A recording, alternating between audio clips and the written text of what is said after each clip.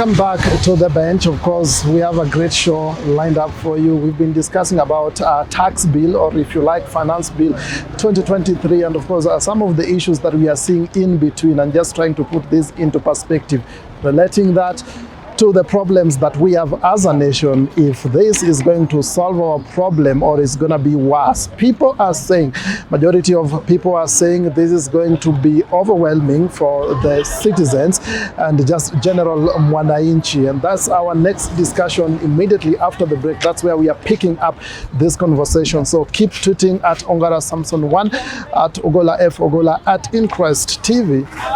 The hashtag is The Bench on the Street. Prof, let's further this discussion, and we were talking about corruption. Of course, it's something that we've witnessed for a long time. I would say eternity, and the difference is, just like you are saying, is the level of corruption, and you try to relate it with, it's like weather. Away from that, let's talk about now the issues that are facing us right head on. Still talking about the finance bill, or the tax bill, if you like. There are some organizations who came out clearly to probably reject the proposal. And if you look at it, especially now our civil society group that came out and say, this is something that probably is going to cause more pain to the general mwananchi. What is your stand and what is your opinion on this? As a leader of Operation Indogatuzi, which is also part of the civil society, we already issued a statement and said that President William Ruto has to choose between two people. Is he serving the interests of IMF, or is serving the interests of Kenyans? So who elected? Was he elected by IMF, or he was elected by Kenyans? If he was elected by Kenyans, the interest of Kenyans is that this bill is not good for them, because I told you to increase coastal living. In fact, I'm together with my brother Edgar of kenyannews, who gave a press conference with the other civil society members that this bill is an impunity. Why is this bill wrong? Public participation has been limited. For one reason is that Kenyans believe that even if they give their views, it will still pass. Because the members of parliament, like Chirangei said, that this bill will pass even with a comma. Even a comma will not be removed. So if someone tells you the bill will pass without a comma, why are you wasting your time? Parliament, there's a perception, I'm not saying it is true, but there's a perception that the parliament has been bought and they are in bed with the executive. So the bill is from the executive going to parliament to check. The parliament has adjudicated their responsibilities by not being able to represent the people in parliament, by making a decision that is good for every normal Kenyan out there. They are representing the executive because the parliament has forgotten that there is nothing like opposition at parliament. There is what is called majority leader and minority leader. So they should be together, majority and minority, looking at how this bill is good for the people who are elected. But they have forgotten that, and now they are behaving as if they have been elected by the president and the executive. The second thing which I say here why people have rejected this bill is that even if you bring this bill by president saying that if I tax you well, I'll give you the services. Kenyans don't believe that, because the president has got what's called mispriorities. The president has prioritized politics over the economy. What am I trying to say? Let me give you a few things which is happening here. House levy doesn't look like the priority of this country, because we know that Kenyans in urban areas, 10% of them have their own houses, 90% are renting. They rather rent their houses now, take a child to school, pay for healthcare, and be able to eat, rather than own a house and fail to take a child to school, fail to pay for their healthcare, and fail to put food on the table. My father didn't own a house in Nairobi. We grew up in Kibera, but my father focused on giving me education but renting a house. Do I want another father to make a different decision? No. I would like them to decide what my father decided, and that's why I became a professor. If my father decided to have his own house, we could have inherited a house, but I could have never got education. But not only me, we're 11 in the family. So priorities is an issue. And the president is prioritizing on that. Look at another issue here to tell you why we are losing trust in the government. KRA has advertised they are going to spend 2.7 billion shillings in rebranding Kenya Revenue Authority to Kenya Revenue Service. Is it a priority? Just branding by putting logo here, that the service remains the same. We rebranded the police service. We never able to convert the police from the police force to police service. The police have remained police force because during Maandamano, the force with which we saw them dealing with Kenyans, they forgot that they're a service. I can tell you, my brother, you cannot give a hyena a facelift. Even if you decorate a hyena to look like a lion, when they make noise and shout, you hear, oh, this was a hyena. So all these branding that doesn't add value are useless. Look at another thing. We had a Huduma number project, isn't it? Huduma number have registered 18 million Kenyans. This Huduma number employs 8,000 Kenyans. This Huduma number has machines worth 6 billion shillings. Now they are saying, that is the words of the CS Information ICT, Eliud Owalo said, we throw away Huduma number, we begin another digitization of IDs and passports using Pakistani, and that is going to spend us 2.8 billion shillings. Is that a priority?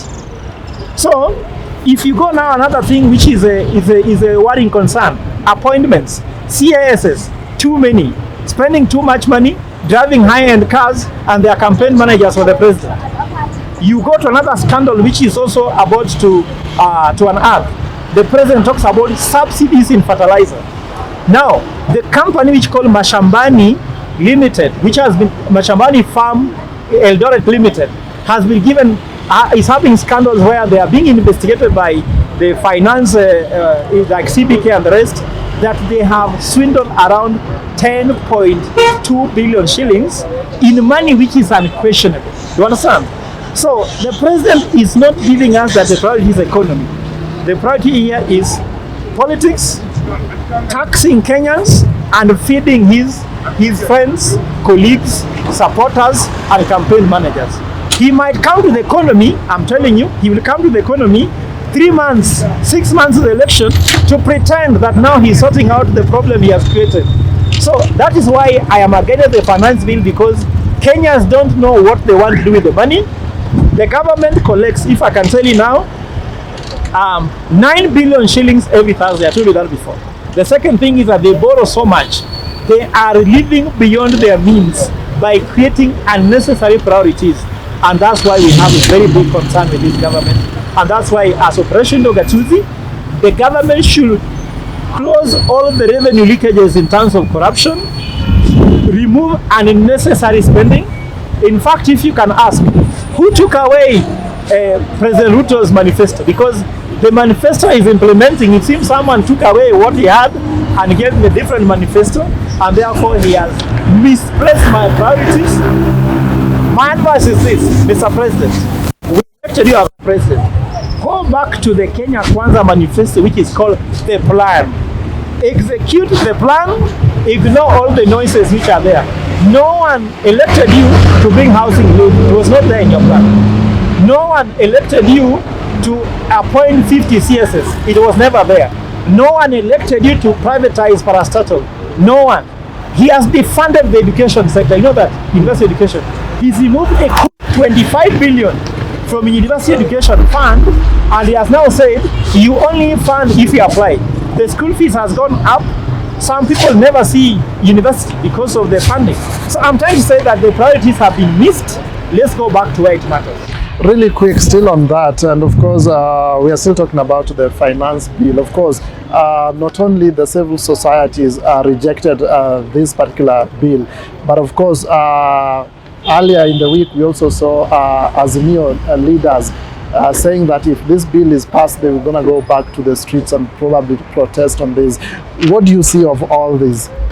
First of all, we are here because the president knew he wanted to pass the finance bill, and that's why he went and cooled down with the leader of Azimio. And if Azimio can make good their threats, it will help this country. Because if you like it, the Azimio people are saying that on the top of the list is lower cost of living before other negotiations. But if the finance bill passes, then we know they were cheating us. So if they allow the finance bill to pass, then they are not living the expectation. And remember that the president is trying to restructure all arms of government so that he can be able to pass what he wants. Like if I ask you, my brother, Nordin Haji has served until his full term is over at the ODPP. Why do you again give him a higher position, if not similar position to that one?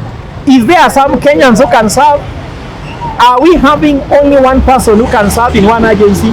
You become this one, the head of that agency, you move from the head of that. It's bringing inequality in this economy. So I'm trying to say why we have to reject all these plus the appointments. Like even talk about civil society. We rejected the appointment of Nordin Haji to become the spy master. Why? It's because he has misperformed. The same corruption.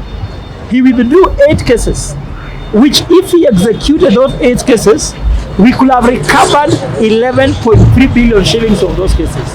And then he has unquestionable ground when he said that he prosecuted some Kenyans during Uhuru Kenyatta's presidency because he was forced to do them. Then when Ruto became the president, he withdrew them because Ruto told him to withdraw them. Meaning that if he goes to the spy agency, he will not investigate some people because he will be told. He has no independence, he has shown he has no moral grounds, and therefore we are rejecting the appointments, we are rejecting our civil society bodies, we're also rejecting the finance bill, until we are being told, where will you take the money, where will you take the money after you are able to tax people, and how will you make Kenyans have life worth living?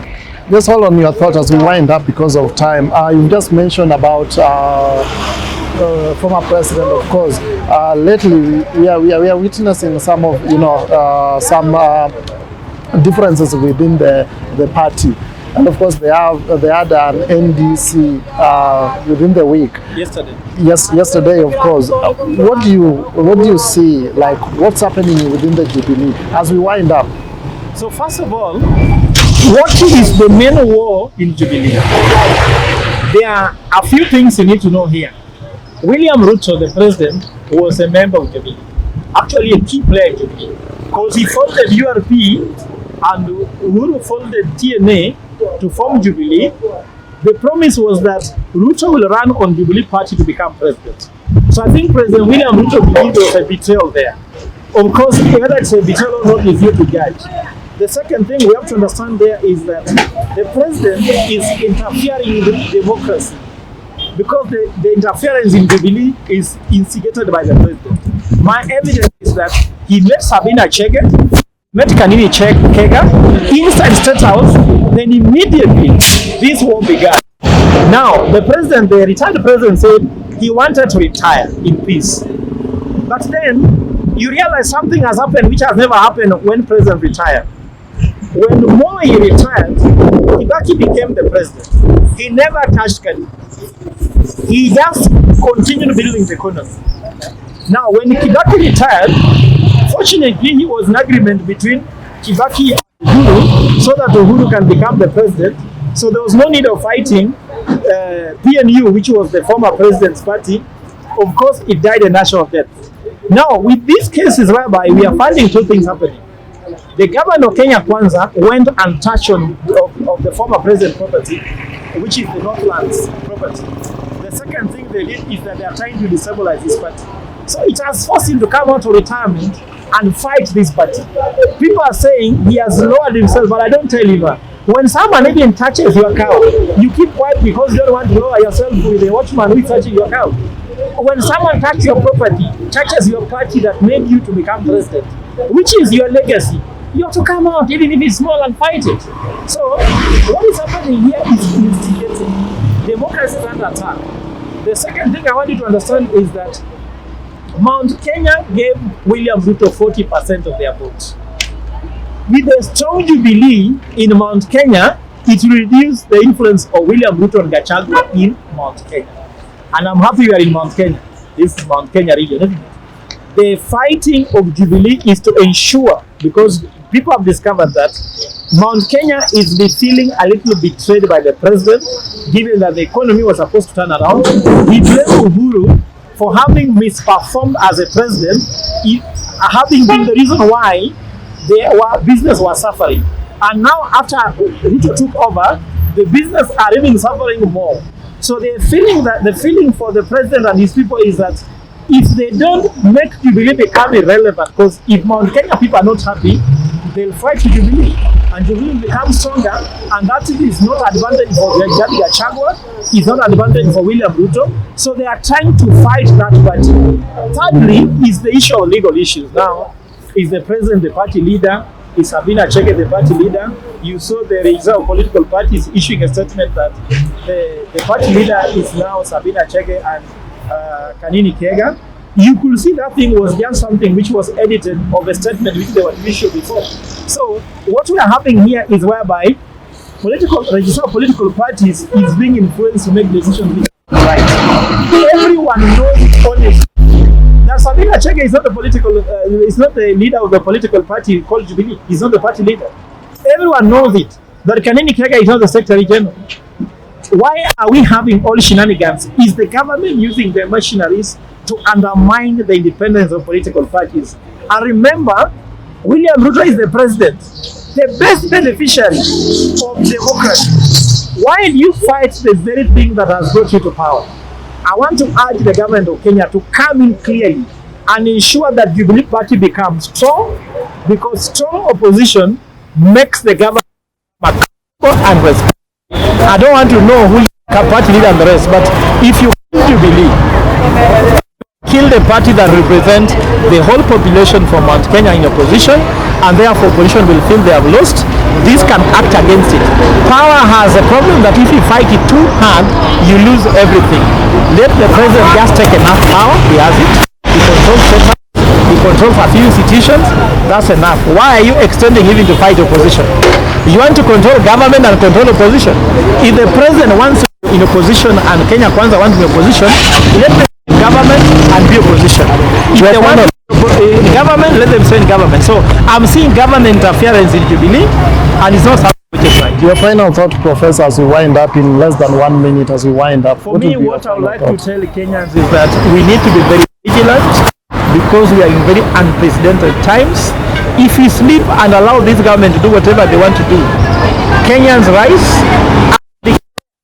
that the president must stand with you. And I urge Mr. President, please listen to Kenya. We have weak, but very many weak voices gathered together can bring a strong force.